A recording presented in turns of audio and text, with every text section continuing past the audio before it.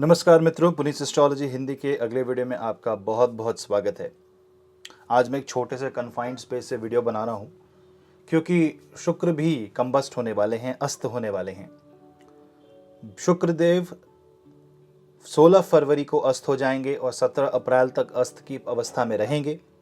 अस्त का मतलब है शुक्र की डिग्री सूर्य की डिग्री के काफ़ी करीब है, काफ़ी नज़दीक है और उस समीपता की वजह से शुक्र नहीं दिखाई देंगे, हमें अस्त हो जाएंगे। क्या है ये अस्त पोजीशन, कैसा रहेगा शुक्र का अस्त होने का फल, एक बहुत ही छोटे से वीडियो में संक्षिप्त में हम जानने की कोशिश करेंगे। चैनल को लाइक, सब्सक्राइब और शेयर ज़रूर करें ताकि आपको मिले मेरे वीडियो की नोटिफिकेशंस। सब्सक्रिप्शन बहुत ज़रूरी है ताकि आप और मैं जुड़े रहें। मुझे फॉलो करने के लिए सोशल मीडिया में लिंक दिए गए हैं नीचे डिस्क्रिप्शन बॉक्स में, वहाँ आप फॉलो कर सकते हैं। और अगर आपको मुझसे कंसल्टेशन चाहिए तो आप मुझे ईमेल कर सकते हैं, ईमेल आईडी नीचे डिस्क्रिप्शन में दिया हुआ है।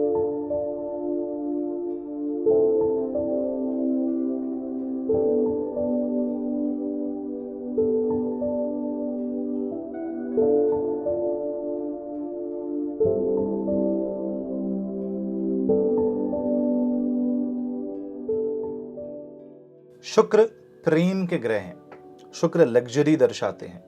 शुक्र बताते हैं कि कैसे आप जीवन में आगे बढ़ सकते हैं, समृद्ध हो सकते हैं। भौतिक चीज़ों में कैसे आप आगे बढ़ सकते हैं, विवाह रूपी संबंधों में, काम रूपी चीज़ों में, विवाह से आने वाली खुशियाँ, ट्रैवल, लग्जरी, एक्सपेंसेस, घर, पैसा, गाड़ी और उसको एंजॉय करने की जो कैपेसिटी है वो सब शुक्र से कंट्रोल होती है। शुक्रदेव उसको निर्धारित करते हैं। ये शुक्रदेव जब सूर्य के काफी करीब आ जाते हैं तो सूर्य की रोशनी इतनी तेज होती है, सूर्य की ऊर्जा इतनी ज्यादा होती है कि उस ऊर्जा के सामने शुक्र या अन्य किसी भी ग्रह, राहु और केतु को छोड़ करके नहीं चलती और सूर्य के सामने, राजा के सामने, आत्मा के सामने वो ग्रह ओझल हो जाते हैं आंखों से। कैसे समझें इसे? अगर आप सीधा आसमान की तरफ देखें, ऊपर की तरफ देखें सूर्य को, तो आप सूर्य को पाएंगे एक बहुत बड़े रोशनी के गोले के रूप में। बहुत ही आम बात है। लेकिन जब वो रोशनी का गोला आसमान में होता है तो उसके अगल बगल कोई भी तारा हमें दिखाई नहीं देता, कोई भी ग्रह हमें दिखाई नहीं देता। जो चीज़ें रात में बहुत आसानी से हमें दिख जाती हैं, दिन में पूरी ढक जाती हैं। दिन में सब कुछ ओपेक हो जाता है, उसकी पारदर्शिता नहीं रहती।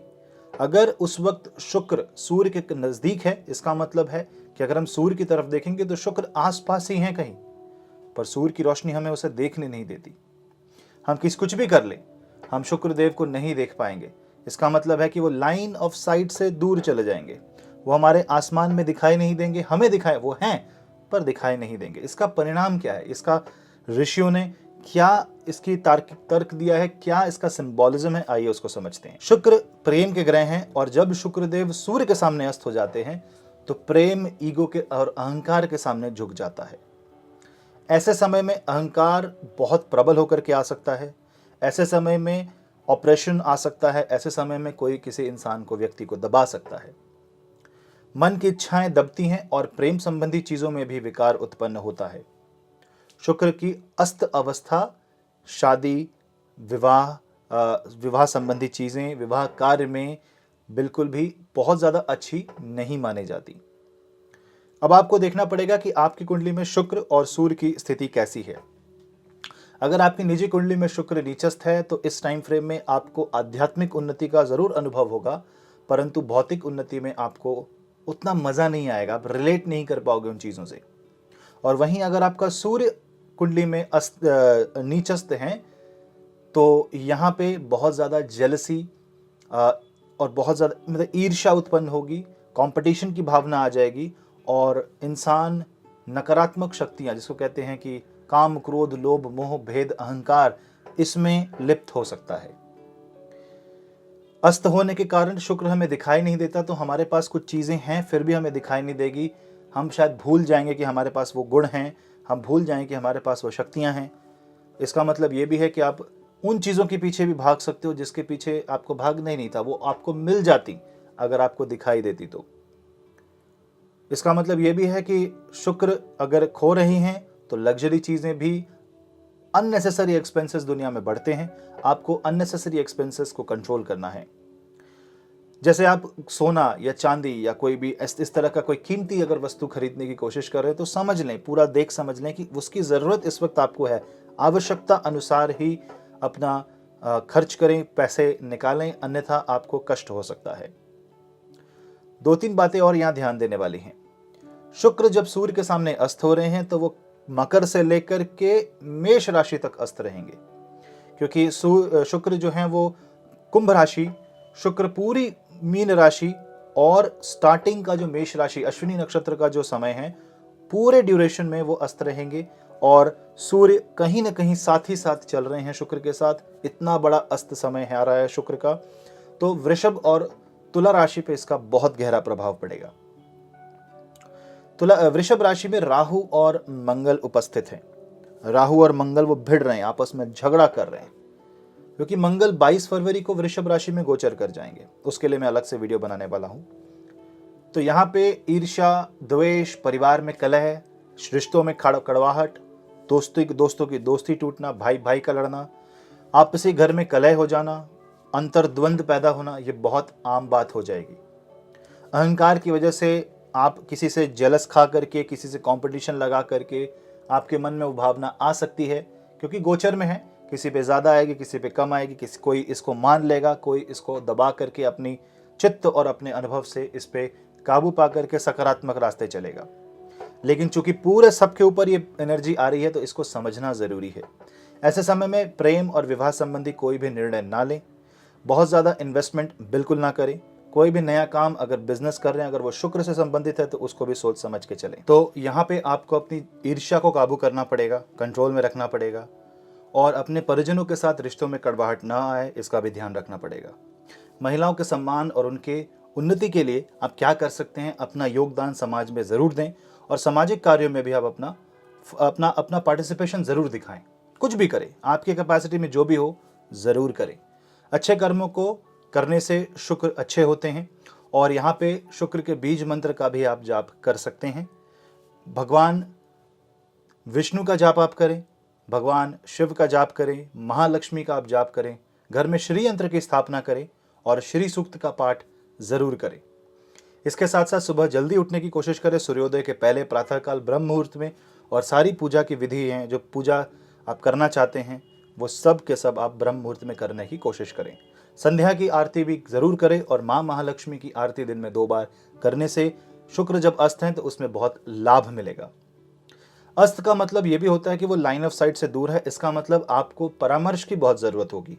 अस्त ग्रह की एक ही प्रॉब्लम होती है, वो होता तो है पर दिखता नहीं। उसका असर है हमारे जीवन में, पर हम उसे आइडेंटिफाई नहीं कर सकते क्योंकि वो हमारी दृष्टि में नहीं आता। इसका मतलब उसे किसी और नज़रिए से, किसी और एंगल से देखने की ज़रूरत है।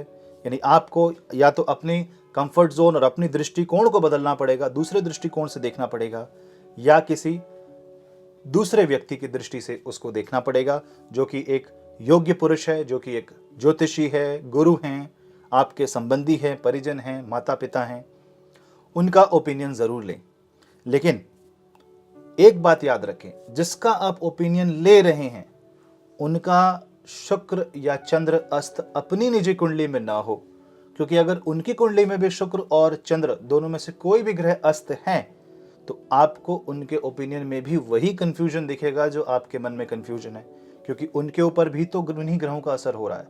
तो ये एक छोटी सी चीज़ है जो देखने की कोशिश करनी चाहिए, और यहाँ पे आपको प्रैक्टिकल होकर के चलना बहुत ज़रूरी है।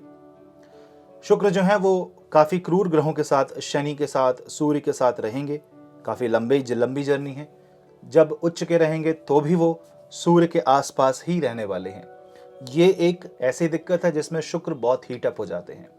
शुक्र एक सौम्य ग्रह हैं, वो एक फेमिनाइन एनर्जी को दर्शाते हैं। उसके साथ सूर्य आना मतलब सूर्य की गर्मी सह नहीं पाना। तो यहाँ पे हीट से बचने के लिए पानी का प्रयोग ज़रूर करें। पानी के आसपास जाने की या पानी अपने आसपास रखने की कोशिश करें। कड़ी धूप से बचने की कोशिश करें, और बहुत ज़्यादा बाह्य जिसको बोलते हैं मेकअप करके बहुत ज़्यादा आगे आना, बहुत एक्सेसिव किसी चीज़ को करना, वो ना करें। किसी भी चीज़ को ओवर द टॉप करने की कोशिश करना, इसका मतलब है कि इन्फीरियरिटी कॉम्प्लेक्स आपके मन में आ रहा है। इन्फीरियरिटी कॉम्प्लेक्स क्यों आता है? क्योंकि आप अपने आप को नहीं देख पाते, आप नहीं देख पाते कि आपके अंदर गुण क्या हैं, पॉजिटिविटी क्या है, सुख का अनुभव नहीं होता, प्रेम का अनुभव नहीं होता, तो इंसान नाना प्रकार के रास्ते अपनाने की कोशिश करता है जिसमें से उसे लगता है कि वहाँ से उसको सुख मिलेगा, पर गारंटी नहीं होती। यानी यहाँ पे गाइडेंस की बहुत ज़्यादा आवश्यकता आती है। अपनी गाइडेंस रखें, गुरुजन परिजनों से सलाह लें, उससे आपको बहुत लाभ मिलेगा। नहीं कोई है तो भगवान महाविष्णु हम सबके साथ हैं। आप बस पुकारिए, वो आपके सामने आकर के खड़े हो जाएंगे, क्योंकि इस वक्त शुक्र को देखने के लिए चाहिए दिव्य दृष्टि। जो कृष्ण ने अर्जुन को दी थी, वो दिव्य दृष्टि सिर्फ महाविष्णु दे सकते हैं। उपासना करें, भक्ति रखें, भगवान पे विश्वास रखें, आपको इस अस्त शुक्र में भी बहुत अच्छा लाभ मिलेगा। अस्त शुक्र का एक और मतलब है कि आत्मा के समीप जाकर के शुक्र ओझल हो जाता है, यानी आत्मसमर्पण की भावना बहुत आती है।